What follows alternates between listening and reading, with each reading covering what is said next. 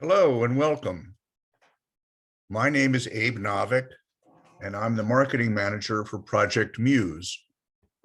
Thank you so much for taking time away from the rest of your conference activities to share a little bit of time with me and learning more about Project MUSE and our research resources. This demo should be around 15 minutes. First, I hope you've taken a moment to have a cup of coffee or grab yourself a cup of Joe and sit back, relax, and wherever you are, whatever time of day it is, I'm logging in here from Baltimore, Maryland. So it's a little spring weather outside, a little nippy, so I'm sipping on some coffee myself. Here's a little bit about what to expect today. I'll give you a short introduction to Project MUSE, share more details about the scholarly pop culture studies research materials we offer, including open access materials, tell you a little bit about our resources specifically for teaching and learning, and show you some of the benefits of setting up a personalized My Muse account. So what is Project MUSE? In a nutshell, we're an online platform for research content in the humanities and social sciences, currently home to some 700 scholarly journals and over 73,000 academic books, all published by distinguished university presses, scholarly societies, and related not-for-profit publishers. We are based at the Johns Hopkins University Press, where we began around 25 years ago as a joint project of the press and the university libraries at Johns Hopkins.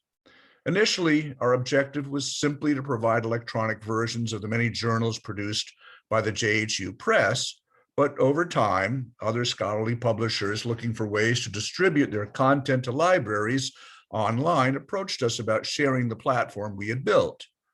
We started by adding journals from about 10 other university presses in the year 2000, and our collection has grown exponentially since then.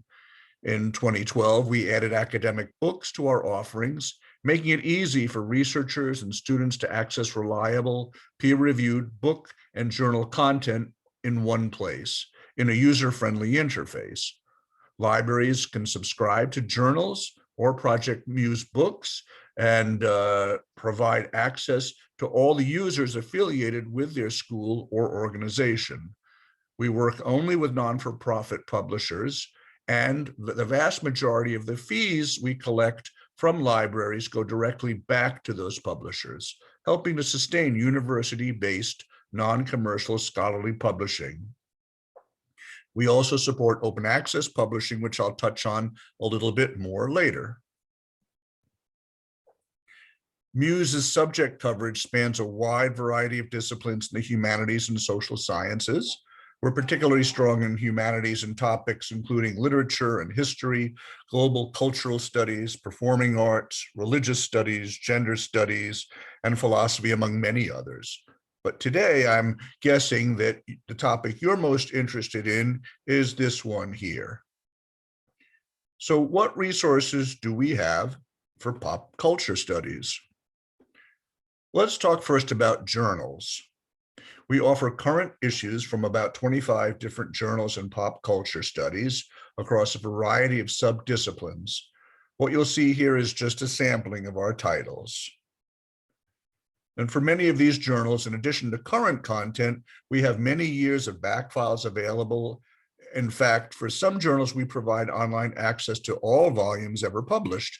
If your library subscribes to a journal on MUSE, you'll have access to every volume and issue we have available.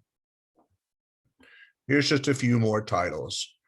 One of MUSE's great strengths is the interdisciplinary nature of the content. I know that in pop culture studies, you're studying all aspects of it across all cultures and historical periods, and the breadth and depth of our humanities materials can be a great benefit in seeing the bigger picture. And just a few more. As I mentioned, we add new journals to our collections on MUSE every year, so our coverage of new topics and new areas of studies is always expanding. Now on to books. Muse is pleased to offer online access to books from over 200 scholarly publishers, including several who are well known for their titles in pop culture studies. Princeton, Cornell, Johns Hopkins, to NYU and Amsterdam University Press. These are just a small sampling of the many respected presses whose books we host on Muse. And here's a sampling of recent titles from across a wide range of topics and publishers. And a few more books you'll find on Muse, just to give you an idea of the range. And again, the multidisciplinary, interdisciplinary nature of so many of the publications on Muse means you're likely to find a lot of useful resources well beyond just those singularly focused on pop culture studies. Also, I want to let you know about open access materials on the Muse platform. This is content that is available to anyone worldwide with no restrictions, regardless of whether you're affiliated with a library or institution that has purchased any other Muse materials. We have over 3,000 fully open access books on Muse, many of which have pop culture as a primary subject. Many journals on our platform also make selected articles either permanently open access or temporarily free. As of right now, there are some 900 freely available journal articles in some area of pop culture studies. And to see these free materials, you can either start here on our open access page or use this browse link. Or when you're searching or browsing books and journals on Muse, you can use this option in the interface.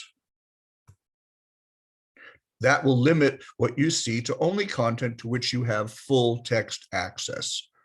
I think it's also important to note that anyone can use the search and browse features on Muse and view tables of contents for books and journal issues, article and chapter abstracts when available, and search within the text of a book.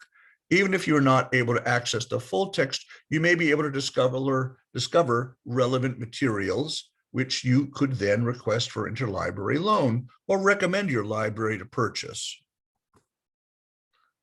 Next, I'd like to point out a section on our site that can be very useful if you're a faculty member or anyone looking for materials for instruction and class use. You'll find the link to these instructor resources right here on our homepage.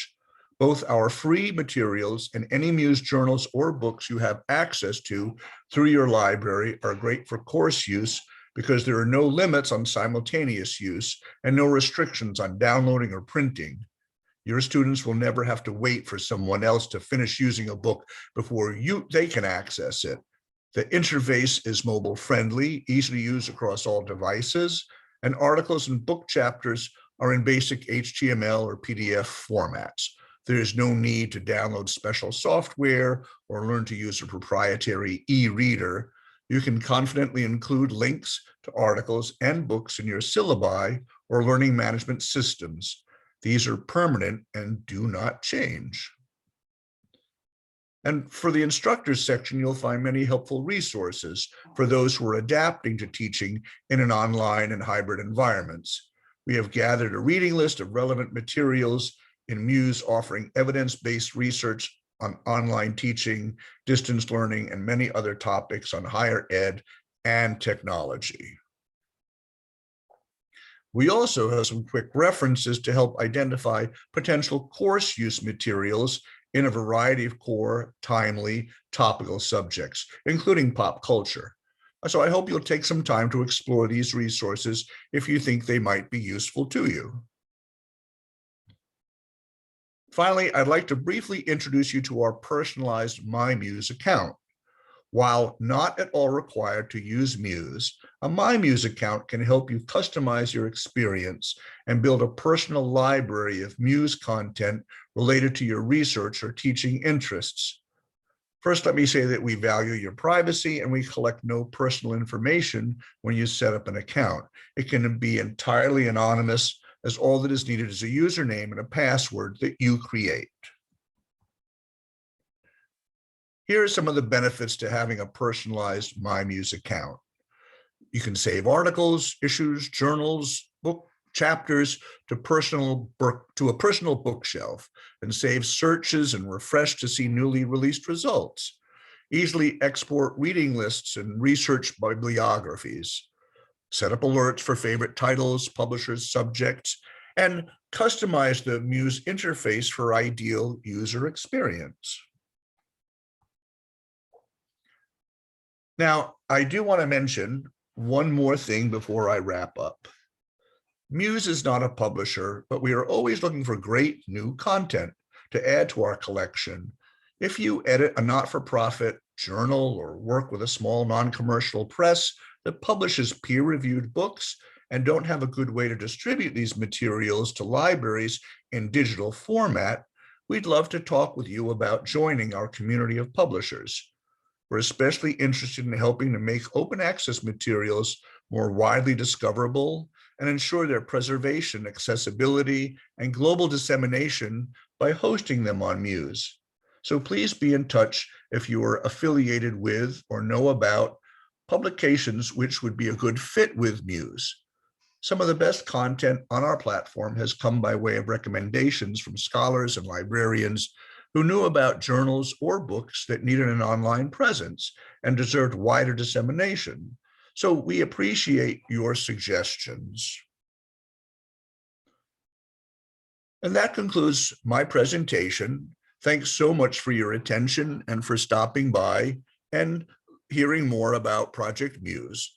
And of course, if you have any questions, feel free to reach out via the email here and ask away.